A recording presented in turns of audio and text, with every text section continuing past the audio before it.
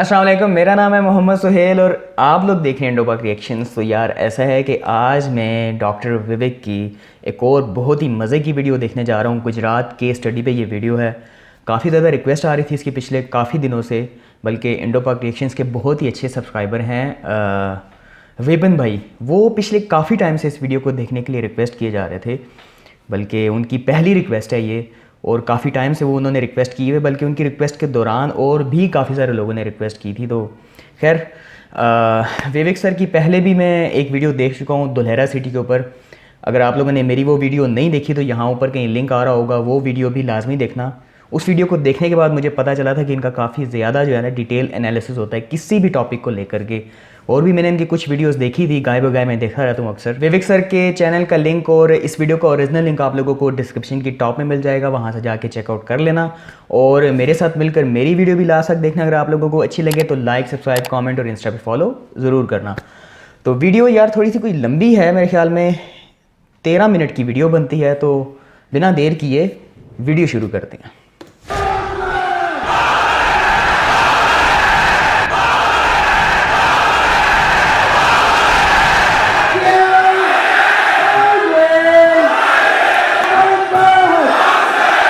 स्वागत है आप सबका। मैं विवेक बिंद्रा, मोटिवेशनल स्पीकर और बिजनेस कोच। आज बात करूंगा आपसे गुजरात के विषय में। ये क्या है गुजरात है? गुजरात अपने आप में एक देश है जी। हाँ, ये 5% पॉपुलेशन टोटल हमारे देश की, 1/4 एक्सपोर्ट देश का गुजरात कर रहा है।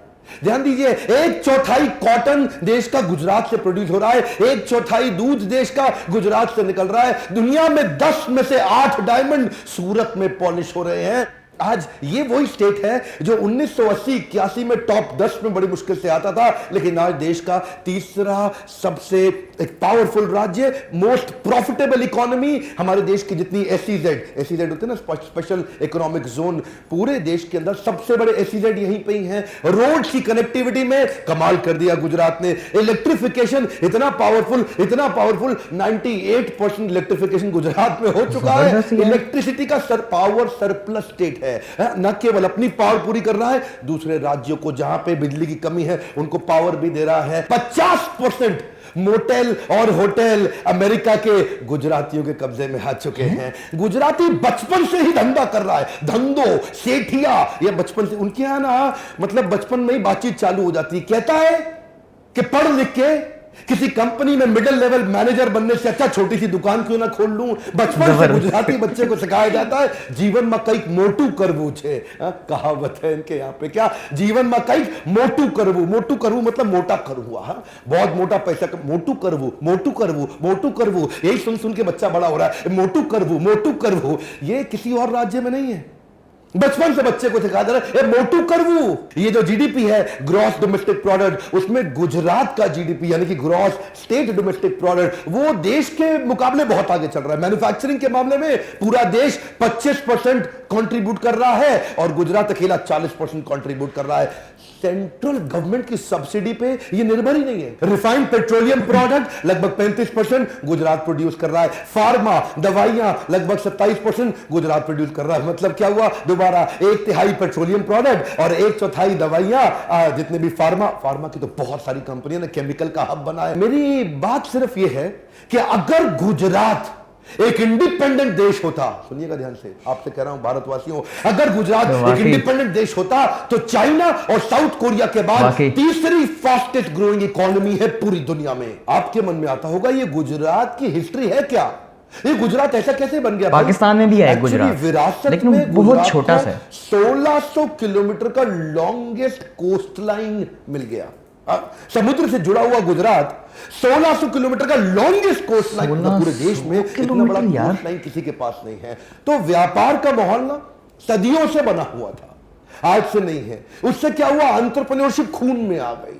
सदियों से शिप के द्वारा वहां कोस्ट लाइन पे व्यापार, माल का आवाजाही चला करती थी। एंटरप्रेन्योरशिप एक बार खून में आया, now preference of investment over consumption is the key to wealth creation. हाँ, ये क्या करते हैं, पैसा बचता है ना इनका, उसको इन्वेस्ट करते हैं, कंज्यूम नहीं करते। ये जो नए नए रईस बने हैं हमारे देश में, कई राज्य, ये हैपनिंग लड़के, एक कूल डूड, ये क्या थोड़ा पैसा आता है सारा खर्च करते हैं। ये क्या करते हैं, ये इन्वेस्टमेंट और कंजम्पशन में इन्वेस्टमेंट को बहुत प्रेफरेंस देते हैं। एक होता है मजा, एक होता है जमा, और जो से वर्ड बनता है। कुछ लोग मजा मारने में लगे रहते हैं और कुछ जमा करने में लगे। गुजराती जमा करता है, मजा कम करता है। अब आप में से कई लोग सोचेंगे ओहो लॉन्गेस्ट कोस्ट लाइन मिल गई और इसीलिए आगे निकल गए। नहीं नहीं, ऐसा नहीं है, धीरे धीरे इंप्रूव किए बहुत। 1960 में 340 रुपए एक इंडिविजुअल एनुअल इनकम हुआ करती थी, वो 340 रुपए से बढ़ बढ़ के आज 1,40,000 रुपए हो गई। इंप्रूवमेंट्स का ये जो ट्रस्ट का माहौल क्रिएट हो गया ना, रिन्यूएबल एनर्जी में आगे आने लगा, मैन्युफैक्चरिंग में बड़ा, इंफ्रास्ट्रक्चर में बड़ा, स्मार्ट सिटीज में आज नंबर 1 हो गया हमारे देश में। वाइब्रेंट गुजरात, वो जो नरेंद्र दामोदर दास मोदी ने शुरू किया था। दुनिया भर से इन्वेस्टमेंट का माहौल गुजरात में ज्यादा है, दुनिया भर के लोगों का विश्वास गुजरात में ज्यादा है। वो दीदी ने बाहर निकाला बंगाल से टाटा को कि नकटकिया बाहर करो, गुजरात ने वेलकम कर। ये वेलकमिंग स्टेट है। गुजराती बच्चा बचपन से जानता है नो रिस्क मतलब नो रिवॉर्ड। ये वो प्रकार के लोग हैं जो 84 लाख योनियों के परे हैं। ये बचपन से रिस्क लेना सिखा देते हैं, छोटी छोटी चीजों में रिस्क लेगा। वो क्या कहता है, जीवन में कई मेधावी हो तो रिस्क तो लेउच पड़े। क्या बोला, रिस्क तो लेउच पड़े, रिस्क तो लेउच पड़े, रिस्क तो लेउच पड़े और रिस्क तो लेना ही पड़ेगा। ये दिमाग में घुस गया इनके। हाँ, ये जो है ना, ये देखिए मैं बताऊं, गुजराती कौन, गुजराती वो जो मारवाड़ी से माल खरीदता है और सिंधी को बेच देता है, फिर भी पैसा कमा लेता है। ओह माय गॉड, क्या बोल दिया मैंने भी। मारवाड़ी से माल खरीदता है, मारवाड़ी से सस्ता कैसे खरीदोगे आप, और सिंधी को महंगा बेच ही नहीं सकते। मैं ये नहीं कह रहा कि ये कंजूस है, कंजूसी और कॉस्ट ऑप्टिमाइजेशन में फर्क है। ये कॉस्ट ऑप्टिमाइजेशन के मास्टर है। ये तो जिंदगी में कभी ऑनलाइन माल ना खरीदे, ये तो ऑनलाइन माल भी तभी खरीदते हैं जब डिस्काउंट मिलता है। ये डिस्काउंट इनके दिमाग में घुसा पड़ा है। किसी गुजराती से मिल लो, भाई साहब इतना डिस्काउंट ले लेगा आपसे, इतना एड़ी चोटी का जोर लगा देगा, जमीन आसमान एक कर देगा, चप्पल घिस लेगा, लेकिन डिस्काउंट लेके इतना डिस्काउंट लेगा, इतना अच्छा सामने वाले को बुरा भी नहीं लगने देगा। अच्छा, ये क्वालिटी भी कुछ लोगों में होती है, हर बंदे में ये क्वालिटी नहीं होती डिस्काउंट लेने वाली। मैं बिलीव नहीं करता, प्यार से मुझसे नहीं होता ये काम। उसका सारा मार्जिन खत्म कर देगा, अपने पैसे बचा लेगा और मुस्कुरा के गले मिल के जाएगा। ये हमारे देश में, इंडिया के अंदर स्टार्टअप अभी कल्चर चालू हुआ है ना, वो स्टार्टअप, वो मेरा स्टार्टअप, वो इसका स्टार्टअप, वो नया स्टार्टअप, हैदराबाद में स्टार्टअप, बेंगलुरु में स्टार्टअप। गुजराती स्टार्टअप सालों से कर रहा है। वो क्या कहता है, कई नवू करिए यार। क्या कहता है, कई नवू करिए, कुछ नया करना है उसको। वो मोनोटनी पसंद नहीं करता है, वो उसको startup is a mindset for them. एक गुजराती आदमी क्या कहता है, आप अपना सपना खुद पूरा कर लो, नहीं तो कोई आपको नौकरी पर रख लेगा अपना सपना पूरा कराने के लिए। बिल्कुल, यू बिल्ड योर ओन बड़ी कमाल की सोच है यार। will hire you to build his dreams। ये नवू करिए के चक्कर में बिजनेस तो शुरू कर जाते हैं। स्टार्टअप का माइंडसेट तो है, पर टेक्नोलॉजी में आज भी गुजरात बहुत पीछे है। कम ऑन, ध्यान दीजिएगा, जिसके चक्कर में टेक्नोलॉजी की कमी से प्रॉफिटेबल बिजनेस बनाते हैं पर स्केलेबल नहीं बना पाते। एवरेज गुजराती टेक्नोलॉजी में आज पीछे रहने के कारण टेक सिटीज बेंगलुरु हैदराबाद के बाद सूरत में नहीं आई, अहमदाबाद में नहीं आई, वडोदरा में नहीं आई, राजकोट में नहीं आई। टेक्नोलॉजी की कमी के कारण एक आम गुजराती कैश में काम करता है। कैसे काम करता है, कैश में डायरी बनाता है, अपनी डायरी जेब में रख के घूमता है। अरे आप सूरत में जाओ, जिसको देखो कैश में काम कर रहा है। ये चक्कर क्या है, इसका कारण है कि ये जो स्केलेबल मॉडल ना बिल्ड कर पाना। क्या होता है लल्लू लाल सिंड्रोम, आपने मेरे कई वीडियोस में देखा होगा। लल्लू लाल 5 का माल 50 में बेचेगा खुद ही। गुलाब जामुन खुद ही बनाएगा, कचौड़ी खुद ही बनाएगा। जो बड़े बड़े एक्सपर्ट हैं गुजरात के अंदर, वो आज भी गल्ले पे चिपक के बैठे हैं। टेक्नोलॉजी की कमी के कारण अपने आप को रिप्लेस नहीं कर पा रहे, हाई परफॉर्मेंस टीम नहीं डेवलप कर पा रहे। यही कारण है सबसे ज्यादा गुजराती मेरे लीडरशिप पैनल में आते हैं और अपने बिजनेस को नेक्स्ट लेवल पे लेके जाते हैं। अच्छा, लेकिन ये तरीके अपने निकाल लेते हैं। अब टेक्नोलॉजी नहीं है लेकिन बिजनेस बड़ा करना है, मेरे को अंबानी बनना है, अडानी बनना है, पटेल बनना है, तो कैसे करूं? वो क्या करेगा, अपनी सेटिंग ऊंचू छे बका। क्या बोलेगा आपको सेटिंग ऊंचू छे ए बक्का। ये जो चक्कर है ना, ये मैं काम नहीं बनेगा सेटिंग कर लूंगा, कोई ना कोई तरीका निकाल लूंगा, ये इनका माइंडसेट, कोई रास्ता ढूंढ ही लेते हैं। 98.6% विलेजेस यानी कि गांव ऑल वेदर रोड के साथ कनेक्टेड है।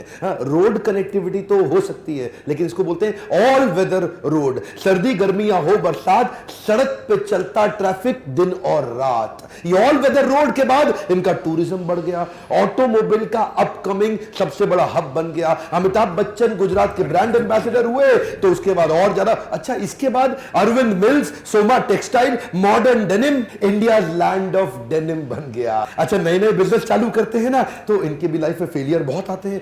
फेलियर तो आएंगे ना, ज्यादा रिस्क लोगे तो ज्यादा फेलियर भी आएगा, लेकिन ये फेलियर से घबराते नहीं। अल्टीमेट लर्निंग का माइंडसेट है, फ्लेक्सिबिलिटी बड़ी भयंकर है। क्या कहते हैं, आजे नहीं तो काले आपड़ो डंको वागसेज। आपड़ो डंको मतलब क्या हुआ, आज नहीं तो कल, आज नहीं तो कल मेरा भी डंका बजेगा।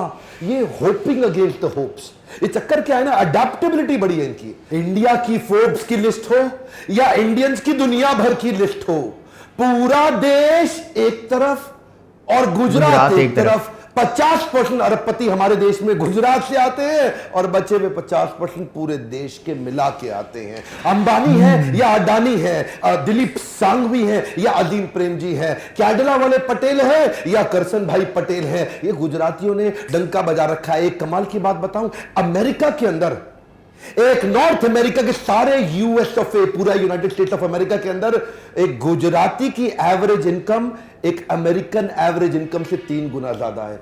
इसको बोलते हैं गुज्जू भाई। ध्यान दीजिए, यानी कि एक आम अमेरिकन जो कि गोरा अमेरिकन है, उसकी एवरेज इनकम से 3 गुना ज्यादा एवरेज इनकम हमारे देश का गुजराती जाकर के अपना झंडा गाड़ के आया है। सात्विक बुद्धि का गुजराती दिमाग के इस हिस्से पे पैसा खर्च करता, दिमाग के नीचे के हिस्से पे ज्यादा पैसा नहीं लगाता। ये जीवा और जननेंद्रियों की संतुष्टि पे पैसा नहीं लगाएगा गुजराती, पर स्त्री गमन और मांस भक्षण पे पैसा नहीं लगाएगा, वो लगाता अपनी लर्निंग के ऊपर। शुरू से लर्निंग का कल्चर रखा, वो जानता है अगर लर्निंग बढ़ेगी तभी अर्निंग बढ़ेगी। शुरू से ज्यादा अपनी उस बुद्धि पे इन्वेस्ट करता है। देखिए, ये दिमाग जो आपको सब कुछ देने वाला है, अगर आप इस पे इन्वेस्ट नहीं करोगे तो कहां से कमाओगे। यही कारण है कि सबसे ज्यादा गुजराती हमारे लीडरशिप फनल और बाउंस बैक सीरीज में आते हैं। सारे इवेंट गुजरात में मेरे हाउसफुल होते हैं और इसी कारण से मैं पहली बार राजकोट में लीडरशिप फनल कर रहा हूं। आज तक मैं केवल दिल्ली मुंबई में करता था, इतनी डिमांड आ गई, राजकोट में कर रहा हूं। अगर आपके बिजनेस में भी कुछ प्रॉब्लम्स हैं, profitability, scalability, liquidity, productivity, man power आपकी सुनती नहीं,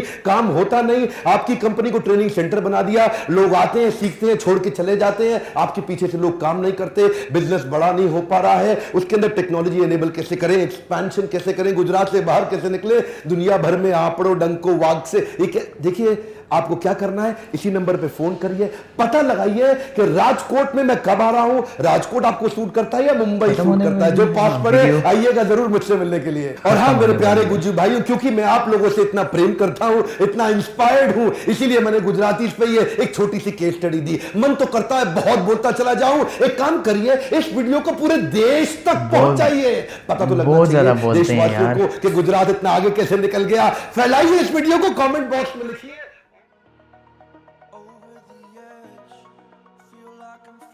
तो यार वीडियो तो बहुत ही ज़बरदस्त थी, बड़ा ही जोशीला अंदाज़ था इनका हमेशा की तरह। मैंने इनकी और भी एक दो वीडियोस और भी देखी हैं धुलेरा सिटी के अलावा। वो वीडियो तो मैंने आपके साथ देखी थी ना मिलके।